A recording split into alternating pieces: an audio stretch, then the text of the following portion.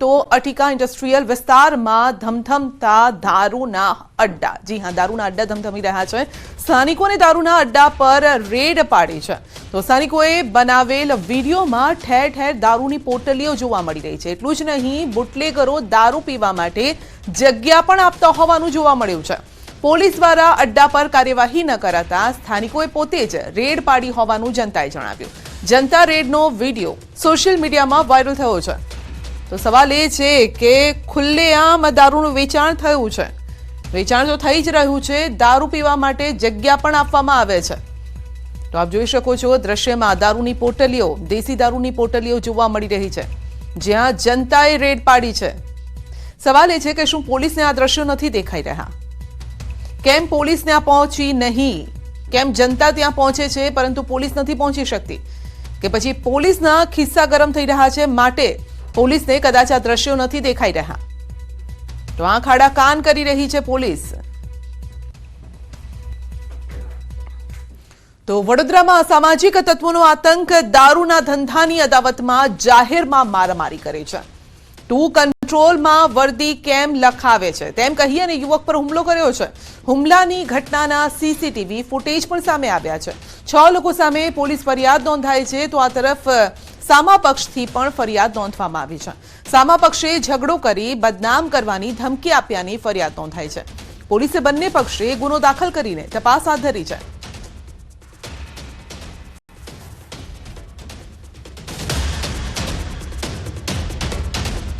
Bootlegger आकाश ठाकरना नामनो व्यक्ति black कलरनी car लईने આવ્યો હતો। ત્યારે નંબર પ્લેટ વગરની ગાડી ત્યારે તેઓ અમને જણાવેલ કે અમે ભાલિયાપુરા વિસ્તારમાં રોજનું 100 પેટીનું કટિંગ કરીએ છીએ, ત્યારે સમાચાર લેવા હોય તો તારા પત્રકારોને લઈને ત્યાં આવી જજે। ત્યારબાદ તેઓ અમને માથાના ભાગે 5 વખત પટ્ટા મારેલ અને જાનથી મારી નાખવાની ધમકી આપેલ। આજરોજ અમે માંજલપુર પોલીસ સ્ટેશનમાં ત્યારબાદ બુટલેગર ભાઉ દરબાર, તેની સાસુ રમીલા અને સપના તેમ અન્ય ઈસમો વિશે માંજલપુર પોલીસ સ્ટેશનમાં ફરિયાદ આપેલ છે। વડોદરામાં જાહેરમાં લાફાવાળી થઈ છે અને પટ્ટાવાળી થઈ છે। આ પટ્ટાવાળી કરનારાઓની પોલીસે શાન ઠેકાણે લાવી દીધી છે। ગઈકાલે રાજમહેલ રોડ પર થયેલી જાહેરમાં મારામારી મામલે પોલીસે પણ કાર્યવાહી કરી છે। તો ટ્રાફિક સિગ્નલ પર સાઈડ આપવા જેવી નજીવી બાબતે મારામારી થઈ છે। જાહેરમાં વાઘ બની તમાશો કરનારા પોલીસ સામે બકરી બની ગયા છે। પોલીસે મારામારી કરનાર 3 વાહન ચાલકોની અટકાયત કરી। પોલીસે કાયદાનો પાઠ ભણાવતા 2 હાથ જોડીને માફી માંગી। संजय मूले, धवल संजय मूले, विशाल रामचंद्र सालेकरे जाहेरमां कर्यो हतो तमाशो અને ત્યારબાદ તેમની શાન પણ ઠેકાણે લાવવામાં આવી છે। બંને દ્રશ્યોમાં આપ જોઈ શકો છો જાહેરમાં કઈ રીતે તેઓ મારામારી કરી રહ્યા છે। આસપાસથી લોકો પણ ત્યાંથી પસાર થઈ રહ્યા છે અને તેઓને પણ ક્યાંક નુકસાન પહોંચે તે પ્રકારના દ્રશ્યો છે, પરંતુ પોલીસે તમામને સબક શીખવ્યો છે।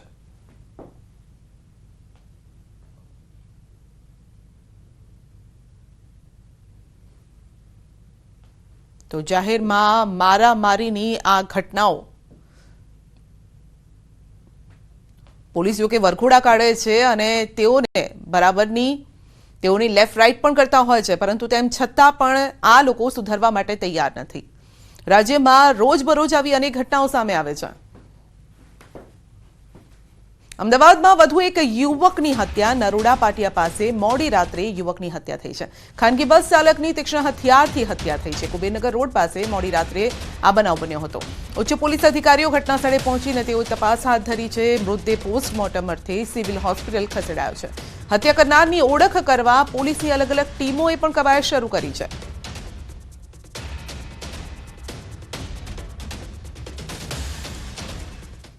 સુરતના ભેસ્તાન આવાસમાં ડિંડોલી પોલીસ દ્વારા નાઇટ કોમ્બિંગ હાથ ધરાયું હતું અને જેમાં ગુનાહિત ઇતિહાસ ધરાવતા આરોપીઓના ઘરમાં સરપ્રાઇઝ તપાસ કરવામાં આવી। આ દરમિયાન કોમ્બિંગ દરમિયાન અલગ અલગ 6 જેટલી ટીમો બનાવવામાં આવી હતી। કોમ્બિંગમાં ડીસીપી, પીઆઈ સહિત 150 પોલીસકર્મીઓ જોડાયા હતા અને ડ્રોન કેમેરાની મદદથી કોમ્બિંગ કરવામાં આવ્યું હતું।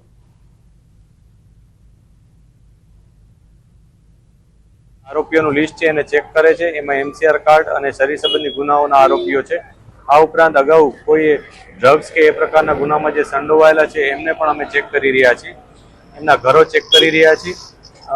આ જે કોમ્બિંગની કામગીરી છે એમાં અમે વિશેષ પ્રકારે એક ડ્રોનનું પણ મદદ લીધી છે કે જેમાં 2 ડ્રોન દ્વારા અમે આખા વિસ્તારમાં કોમ્બિંગ કરી રહ્યા છીએ. પ્રાથમિક શાળાના બાળકો બાખડ્યા છે, એકની આંખ ફોડી નાખી જાહેરમાં. તો જામનગરમાં સામાન્ય બાબતમાં વિદ્યાર્થીઓ સામસામે બાખડવા લાગ્યા. આંખમાં પેન મારી દેતા બાળકે દ્રષ્ટિ ગુમાવી છે. ધોરણ 3ના વિદ્યાર્થીઓ એકબીજાને સાથે અથડાતા આ બબાલ થઈ હતી. તો સમજી શકો છો નાના બાળકો કઈ રીતે પિત્તો ગુમાવી રહ્યા છે. તો ધોરણ 3માં અભ્યાસ કરતો બાળક, તો સામસામે તેઓ બાખડ્યા છે. નજીવી બાબતે બાખડ્યા અને બાળકે આંખ ગુમાવી પડી છે. છોકરા રમતા રમતા પાછલા છોકરાને કુણી લાગી ગઈ, એમાં એ છોકરાએ આને માર્યો. મારીને પછી એને પાડીને આંખમાં બોલપેન મારી દીધી. ટીચર ત્યાં હાજર નહોતા, તે ટીચર ટ્રેનિંગ દેવા માટે ગયા હતા ટીચર, એટલે પાછળથી આ બનાવ બની ગયો છે ને આંખ ફોડી નાખી છે. જિંદગીભર આંખથી જોશે નહીં, ડોક્ટરે એવું કીધું છે. ને 4 દિવસ કે 5 દિવસ અમને રાખ્યા, પછી એમ કીધું તમારે અમદાવાદ ફરજિયાત જવું જ પડશે. જામનગર શહેરના વાંબે આવાસ નજીક આવેલ નગર પ્રાથમિક શિક્ષણ સમિતિની શાળા નંબર 33માં 2 બાળકો બાજતા એક બાળકની દ્રષ્ટિ ગુમાવવાનો વાર્યો આવ્યો છે. આ કિસ્સો છે અહીંનો, ત્યાં ન્યૂઝ 18 પહોંચ્યું છે. જે પ્રકારના દ્રશ્ય જોઈ રહ્યા છો, અહીં ધોરણ 3ની અંદર જે બાળક છે તે અભ્યાસ કરતો હતો અને જે બાળકો અભ્યાસ કરતા હોય છે, આ બાળકો અહીં જ અભ્યાસ કરતા હતા ત્યારે આ સમગ્ર ઘટના ઘટી હતી. જે પ્રકારની વાત કરવામાં આવે, સમગ્ર જે કિસ્સો છે તે કિસ્સાને લઈને લાલબત્તી સમાના કિસ્સો કહી શકાય. કારણ કે 3જા ધોરણમાં ભણતો જે બાળક છે એ બાળકને હાલ દ્રષ્ટિ ગુમાવવાનો વારો આવ્યો છે.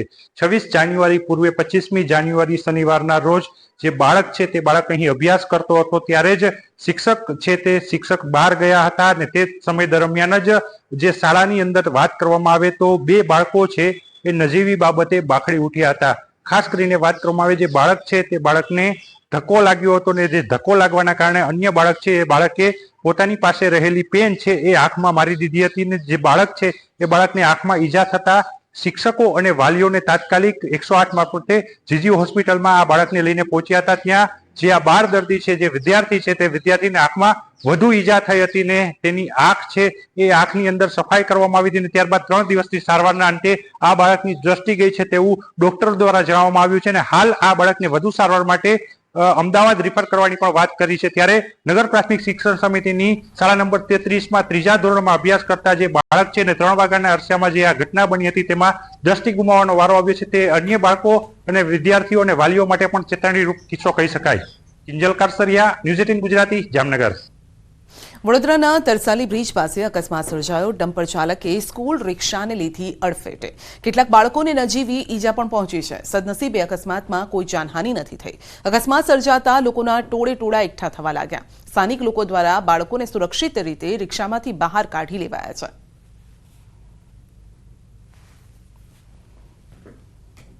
નવસારીના ચિત્રકૂટ પાસે અકસ્માતની ઘટના. અજાણ્યા વાહન ચાલકે તેમની કારને ટક્કર મારતા કારમાં સવાર 7 લોકોને ઈજા પહોંચી. આ અકસ્માતમાં મહિલા ગંભીર રીતે ઈજાગ્રસ્ત થઈ છે, જેને સારવાર માટે ખસેડવામાં આવી. સારવાર દરમિયાન મહિલાનું મોત થયું છે. મહિલાના મોતથી પરિવારમાં ગમગીનીનો માહોલ છે. કારમાં સવાર લોકો કુંભ મેળામાં જઈ રહ્યા હતા અને તે દરમિયાન જ તેમને અકસ્માત નડ્યો હતો.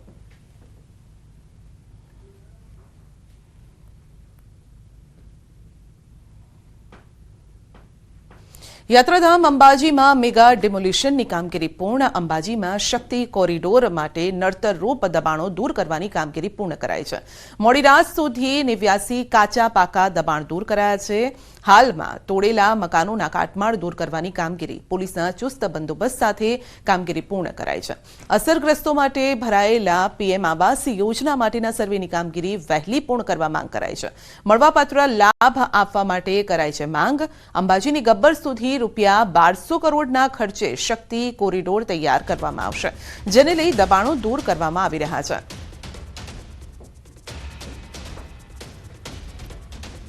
તો 89 કાચા પાકા મકાનોને દૂર કરવામાં આવ્યા છે. જે કોરિડોર બની રહ્યો છે તેને લઈને એ જગ્યાની જરૂર છે. અંબાજીમાં મેગા ડિમોલિશનની કામગીરી હવે પૂર્ણ થઈ.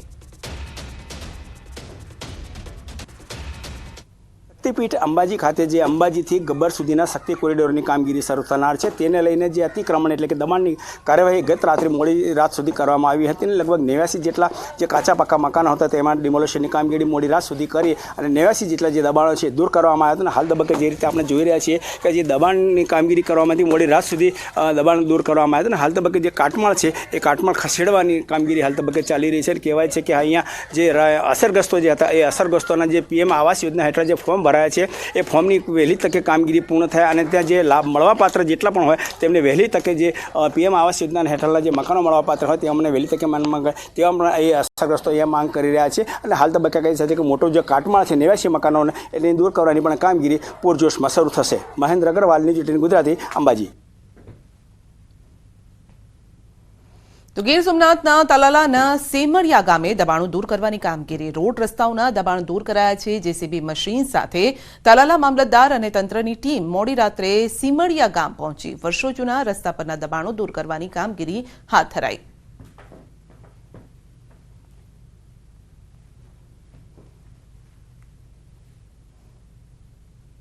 અમદાવાદના ઓઢવ રબારી વસાહતમાં દબાણ મામલે AMC standing committee chairman Devang દાણીનું નિવેદન છે.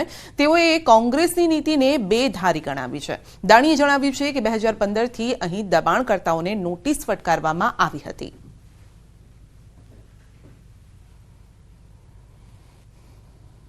જનહિતમાં ત્યાંના લોકોની પણ રજૂઆત આવતી હતી.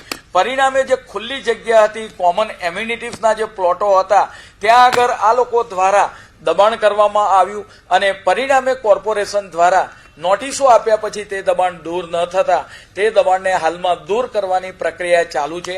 આમાં કોઈ પણ જાતની કોઈ પણ સમાજ પ્રત્યે રાજકીય કિનાકોરી હોતી નથી. રાજકોટના કોઠારિયામાં વ્યાજખોરોના ત્રાસથી યુવાનનો આપઘાત. 35 વર્ષના અલ્પેશભાઈ સાકરિયાએ કરી છે આત્મહત્યા. આપઘાત પૂર્વે બનાવ્યો હતો વિડીયો. બિલ્ડિંગ નિર્માણના કામ સાથે જોડાયેલો હતો યુવક અને 22 લાખથી વધુની રકમ વ્યાજ પર લીધી હતી. પઠાણી ઉઘરાણી અને ત્રાસ આપતો હોવાનો આરોપ લાગ્યો છે. યુવાને કંટાળી સુસાઇડ નોટ લખી આપઘાત કર્યો છે. પરિવારજનો દ્વારા જવાબદારો સામે કડક કાર્યવાહી કરવાની પણ માંગ થઈ રહી છે. વધુ અપડેટ મેળવીશું સંવાદદાતા અંકિત પાસેથી. જે અંકિત, યુવાનનો આપઘાત કારણ શું સામે આવી રહ્યું છે અને આ સામે કોઈ કાર્યવાહી થઈ છે? ખાસ કરીને વાત કરવામાં આવે તો રાજકોટ શહેરમાં વધુ એક વ્યાજખોરોના ત્રાસના કારણે 35 વર્ષીય યુવક છે અલ્પેશ સાકરિયા, તેને પોતાનો વારો આવ્યો હોવાનું છે તે સામે આવ્યું છે. આપઘાત કરતા પૂર્વે યુવાને છે એક વિડીયો પણ છે તે બનાવ્યો છે અને વિડીયો સાથોસાથ એક સુસાઇડ નોટ પણ લખી છે. જે સુસાઇડ નોટ છે તે પોલીસ દ્વારા કબજે કરવામાં આવી છે. સુસાઇડ નોટની અંદર સ્પષ્ટપણે તેને લખ્યું છે કે તેને 22 લાખથી વધુની રકમ છે તે વ્યાજ પર લીધી હતી અને તેના જ કારણે વ્યાજખોરો દ્વારા તેને ત્રાસ આપવામાં આવતો હતો. સાથોસાથ પઠાણી ઉઘરાણી કરવામાં આવતી હતી અને તેના જ કારણે તેને આપઘાત કરવાની છે તે ફરજ પડી છે. અને સમગ્ર મામલે પોલીસ દ્વારા જે સુસાઇડ નોટ છે તે કબજે કરવામાં આવી છે. સાથોસાથ જે વિડીયો બનાવવામાં આવ્યો હતો તે વિડીયો પણ છે તે પોલીસે કબજે કર્યો છે અને સાથોસાથ મૃતકનો જે મોબાઈલ ફોન છે તેને પણ FSL અર્થે મોકલવામાં, પરીક્ષણ અર્થે છે તે મોકલવામાં આવ્યું છે અને બનાવ સંદર્ભે ફરિયાદ નોંધવાની કાર્યવાહી છે તે પોલીસ દ્વારા હાથ ધરવામાં આવી છે. જી, આપનો આભાર. તો 22 લાખની રકમ વ્યાજે લીધી હતી અને તે મામલે જ ત્રાસ આપતા હતા વ્યાજખોર, જેને લઈને યુવકે આપઘાત કર્યો છે. જોકે આપઘાત પહેલા એક સુસાઇડ નોટ સાથે એક વિડીયો પણ બનાવ્યો હતો અને જેમાં સુસાઇડ નોટમાં પણ કેટલોક ઉલ્લેખ કરવામાં આવ્યો છે. મારી બધી બહેનોને જય માતાજી. છેલ્લો મારો વિડીયો છે અને સુખી રહેજો. જય માતાજી બહેનો બધી. મારી બધી બહેનોને જય માતાજી. છેલ્લો મારો વિડીયો છે અને સુખી રહેજો. જય માતાજી બહેનો. વડોદરાના કારેલીબાગ કાસમાલા બ્રિજ પર મહાકાય મગર આવી ચડ્યો અને આ મગર બ્રિજ પરથી સોસાયટી તરફ જઈ રહ્યો હતો. 12 ફૂટના મહાકાય મગરનું રેસ્ક્યુ કરતા 1.5 કલાક જેટલો સમય લાગ્યો. 10થી વધુ લોકોએ 200 કિલોના મગરનું રેસ્ક્યુ કર્યું હતું. મગરના આટાફેરા જોવા મળતા સ્થાનિકોમાં પણ ફફડાટ છે.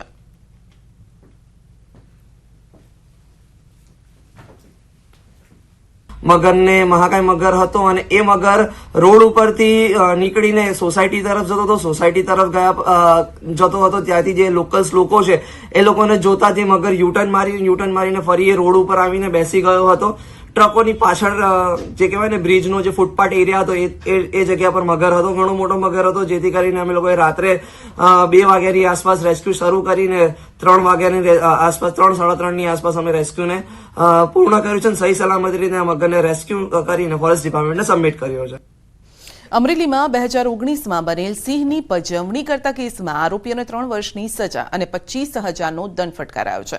વર્ષ 2019માં રાજુલા પીપાવાવ પોર્ટમાં રિલાયન્સ ગેટ પાસે જેટી રોડ ઉપર 5 સિંહોના ગ્રુપ પાછળ બસ દોડાવી પજવણી કરવામાં આવી હતી અને જેમાં 2 આરોપી સામે ગુનો દાખલ કરાયો હતો. વન વિભાગ દ્વારા કબજે કરેલ મોબાઈલ, સીસીટીવી ફૂટેજ, ફોરેન્સિક પુરાવા તેમજ FSL રિપોર્ટનું મૂલ્યાંકનના આધારે બંને આરોપી સામે કાર્યવાહી હાથ ધરાઈ છે. આ કાર્યવાહીથી સિંહ પજવણી કરનાર લોકોમાં પણ હવે ફફડાટ છે.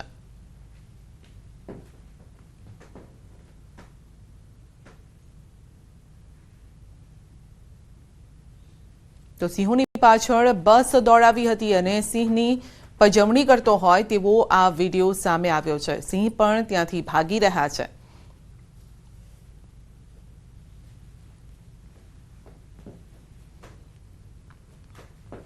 અમરેલીના બહુચર્ચિત લેટરકાંડ મામલે વધુ એક પત્રકાર પરિષદ કરવામાં આવી. ભાજપના પૂર્વ યુવા પ્રમુખ મનીષ વઘાસિયા સહિત આરોપીઓ દ્વારા પત્રકાર પરિષદ યોજવામાં આવી, જેમાં મનીષ વઘાસિયાએ પોલીસ પર ગંભીર આરોપ લગાવ્યા. પૂછપરછ દરમિયાન તેમણે 2 લાફા ઝીંક્યા હોવાનું જણાવ્યું છે અને સાથે જ રીકન્સ્ટ્રક્શન દરમિયાન અનેક રાજકીય લોકો હાજર હોવાનું જણાવ્યું છે. ત્યારે ફરી એક વખત પત્રકાર પરિષદથી અમરેલીનું રાજકારણ ગરમાયું છે.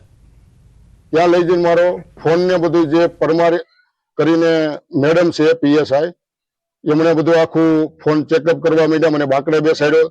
ત્યાર પછી 11 વાગ્યાની આસપાસ LCB ના PI પટેલ સાહેબ આવ્યા એટલે મને આ સિદ્ધરાજસિંહ ગોહિલ અંદર લઈ ગયા.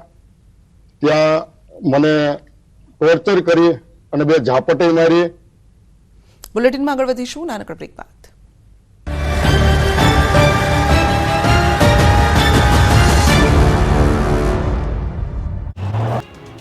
અન્ય શહેરોની જેમ અમદાવાદના વિવિધ વિસ્તારમાં ખડકેલા દબાણો પર તંત્રે હથોડો ચલાવ્યો. અમદાવાદ શહેરના ઉઢવ વિસ્તારમાં રબારી વસાહતમાં અનેક લોકોએ સરકારી જમીન પર વર્ષોથી પાક્કું બાંધકામ કરી દબાણ કર્યું હતું.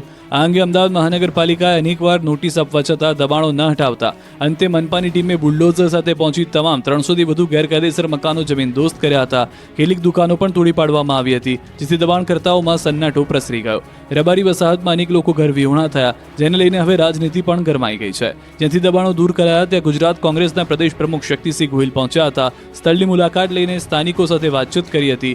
ઘર વિહોણા થયેલા લોકોની વ્યથા પણ જાણી. આ તકે ભાજપ પર પ્રહાર કરતા શક્તિસિંહે કહ્યું કે પથ્થર દિલ માણસ પણ અહીં આવે તો હૃદય દ્રવી ઉઠે.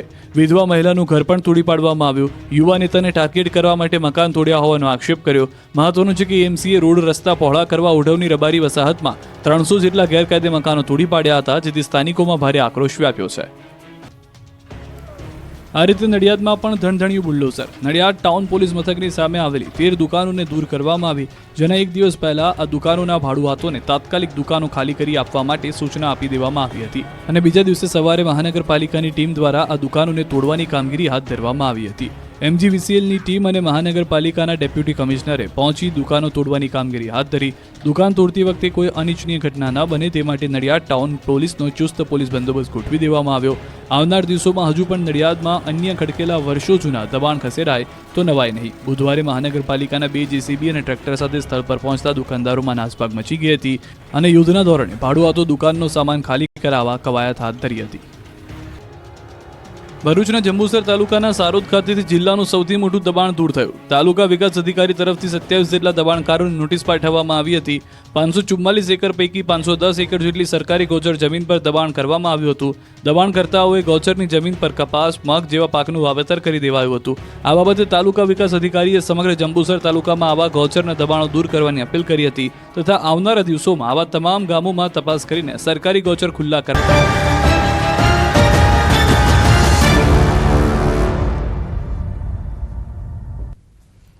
છોટાઉદેપુરની રણભૂણ શાળામાં વર્ગખંડ ન હોવાથી બાળકો પતરાના શેડ નીચે અભ્યાસ કરવા મજબૂર છે.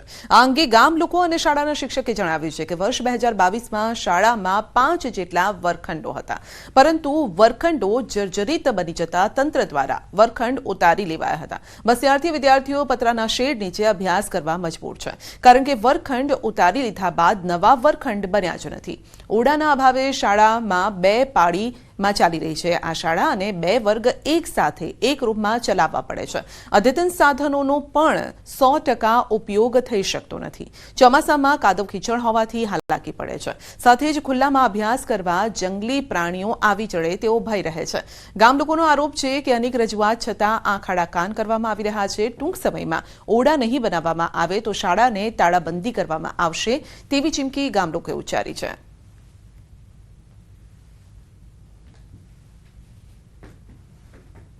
અમારી શાળા 2022માં તૂટી હતી. ત્યારથી અમને ભણવામાં ખૂબ જ તકલીફ પડે છે અને ઉનાળા ચોમાસામાં શિયાળામાં તો અમને ખૂબ જ ઠંડી લાગે છે અને ઉનાળામાં ખૂબ જ ગરમી, ચોમાસામાં ખૂબ જ કીચડ હોય છે, એટલે આવામાં અમારે બેસવામાં ખૂબ જ તકલીફ પડે છે. એટલે હું એવું કહું છું કે અમારી શાળા જલ્દી બની શકે. રણભૂણ પ્રાથમિક શાળાના ઓરડા 2022થી તોડી નાખવામાં આવેલા છે, તો આ ઓરડા જલ્દી કામ થાય એ અમે આશા રાખીએ છીએ. 2 મહિનામાં સ્કૂલનો બિલ્ડિંગ ના બને તો અમે શાળાને તાળાબંધી કરીશું. 2 પાળીમાં ચાલે છે એટલે બાળકોને મુશ્કેલી, અમારે મુશ્કેલી તો પડે જ છે.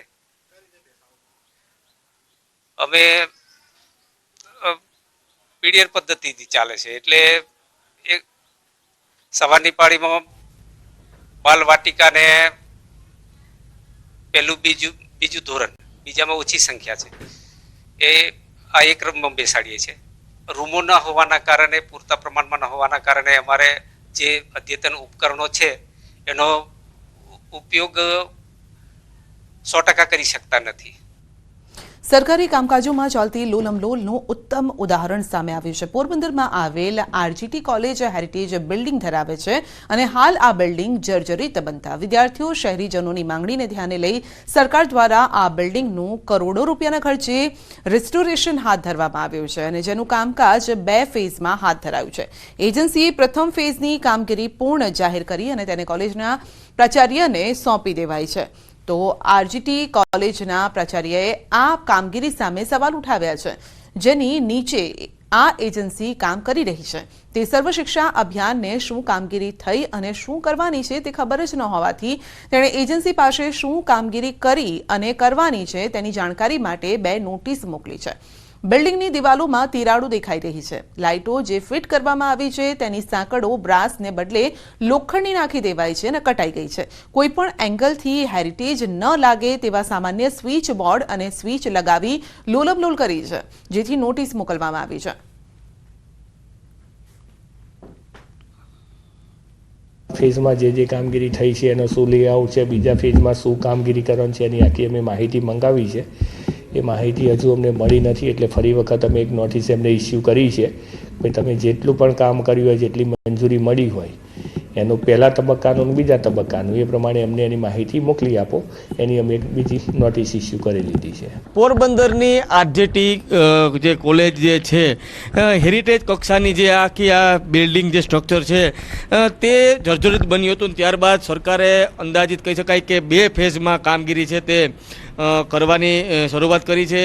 એક 8 કરોડના ખર્ચે જે પ્રથમ ફેઝની કામગીરી છે તે કરવાની હતી, જે થઈ છે, અને ત્યારબાદ બીજી જે છે તે 18 કરોડની આસપાસ અંદાજે કામગીરી છે થઈ રહી છે. મહત્વની વાત અહીં છે કે પ્રથમ ફેઝની કામગીરી જે છે તે એજન્સીના મત મુજબ કામગીરી છે તેણે પૂરી કરી દીધી છે, પરંતુ જે બિલ્ડિંગ જેને સોંપવાનું જે છે, જે ડાયટ જે રામબા જે કોલેજ જે છે તેને, પરંતુ તેમના જણાવ્યા મુજબ કે આ જે બિલ્ડિંગનું કામગીરી તેમને જે કામગીરી કરવાની થતી હતી તેને લઈને તેઓએ ક્યાંક ને ક્યાંક અસંતોષ વ્યક્ત કર્યો છે અને કામગીરી પૂર્ણ ન થઈ હોય તેવી રજૂઆત સર્વ શિક્ષા અભિયાનને કરી છે. ખરેખર આ જે સરકારના આટલા મોટા જે રકમની જે પૈસા જે છે તે વેડફાટ ન થાય ખોટી રીતે વપરાઈને જેને યોગ્ય કામગીરી થાય તે માટે જરૂરી જે તપાસ છે તે તપાસ થવી જોઈએ. જે રીતે લોલમલોલા કામગીરીમાં એજન્સી સહિતના જે કરવામાં આવી રહી છે